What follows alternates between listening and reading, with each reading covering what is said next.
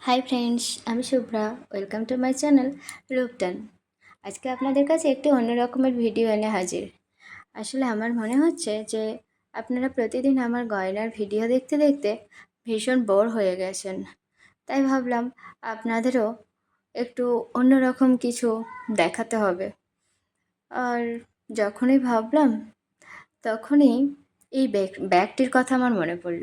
ব্যাগটি না আমি গিফট পেয়েছিলাম, জুটের ব্যাগ, ছোট্ট, বেশ খুব সুন্দর। আমি যখন পেয়েছিলাম আমার খুব পছন্দ হয়েছিল। আর তখনই মনে মনে আমি ঠিক করে নিয়েছিলাম যে এই ব্যাগটির উপরে আমি একটা কিছু পেইন্ট করব।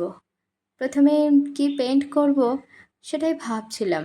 ভাবতে ভাবতেই মনে পড়ল যে লোটাসটাই উম, যদি পেইন্ট করা যায়। আসলে চারিদিকে পুকুর, নালা, এমনকি প্রত্যেকের বাড়ির টবেই এত পরিমাণে লোটাস ফুটছে আর নানান কালারের, দেখতেও না ভীষণ ভালো লাগছে। তা আমিও ভাবলাম এই ব্যাগের মধ্যেই যদি আমি লোটাস ফোটাতে পারি তো মন্দ হয় না কিন্তু। যেমন ভাবা তেমন কাজ। ফার্স্টে আমি একটু পেন্সিল দিয়ে স্কেচ করে নিয়েছিলাম। আমি আগে কোনো দিন এই ব্যাগের ওপর বা ক্যানভাসের ওপর পেন্ট করিনি।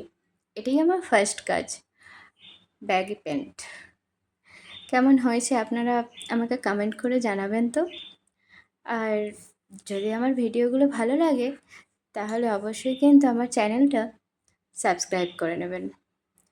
ব্যাগটি পেন্ট কমপ্লিট হয়ে যাওয়ার পরে আমি তো পেন্ট করার সময় জল ইউজ করেছিলাম কালারগুলো মিক্সড করার জন্য।